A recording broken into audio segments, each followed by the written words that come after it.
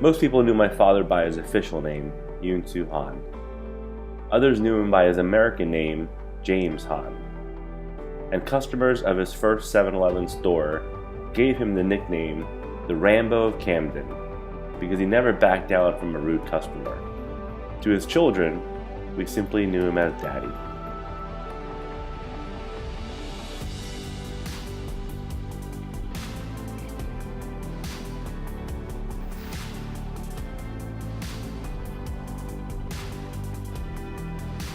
My favorite Hubbaji moment is when Hubbaji sleeps over and makes us pancakes and takes us places, and I love my Hubbaji. That's my favorite Hubbaji moment. Every time he comes to our house, he hugs us, and I hug him tight because I love him too.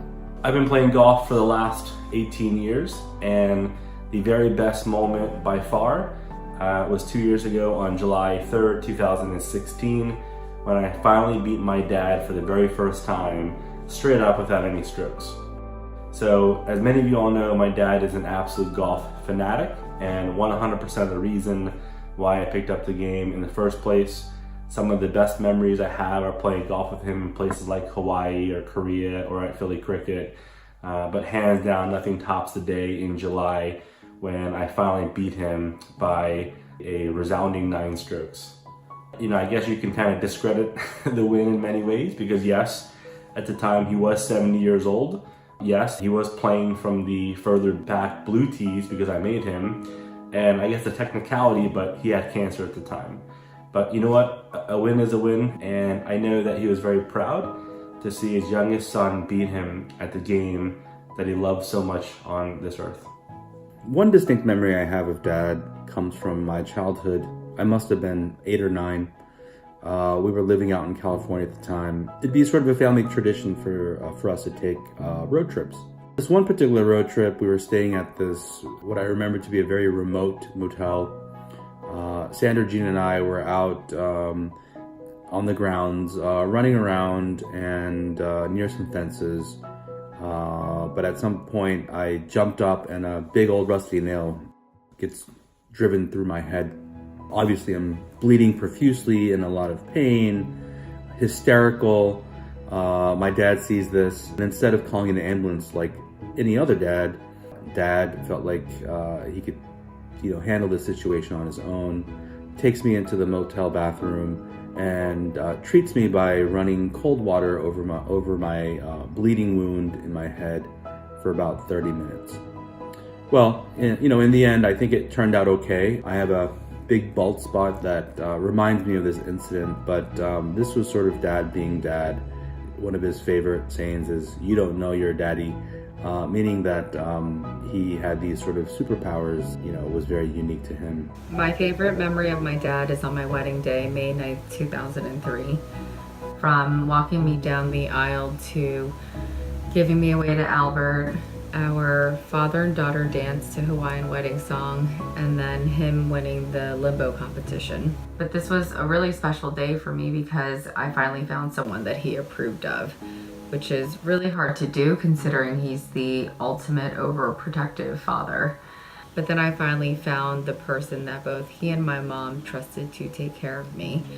I think for 2 reasons. One, because he didn't run away every time my dad tried to scare him. And 2, I think he realized that they were alike in so many ways.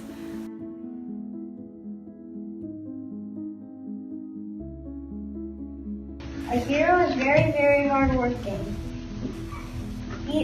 My grandpa is brave and generous. My grandpa is my hero.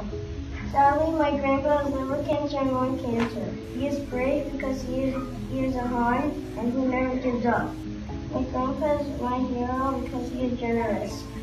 My grandpa is my hero because he is nice to me. He is also generous, brave, and hardworking.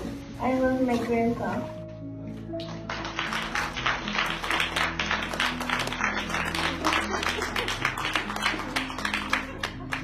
One thing I'll always remember about Dad is his fighting nature and his sheer pleasure in living life, despite adverse circumstances. He always made sure that we understood that every situation was something that we could get through as long as we had the right strategy and approach, and just the right attitude. Even in the sickest days of battling cancer, Dad would come over to my house, sneak in, take out the riding lawnmower and make sure that my grass was perfectly cut, because this gave him joy. You couldn't prevent him from the pleasures in life. You know, he was not going to let his disease define him.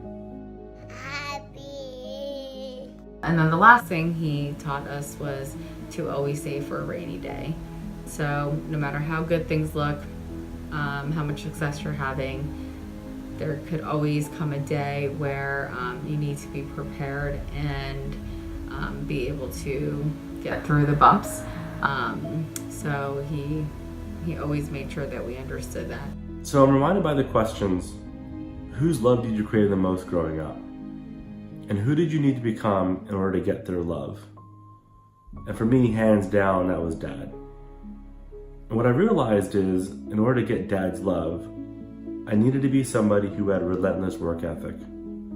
Somebody who always strived to achieve. And most importantly, somebody who had a warm heart. And without my dad's intentions, this is exactly who I turned out to be. And I'm so grateful to know that my father was exactly the right father I needed him to be.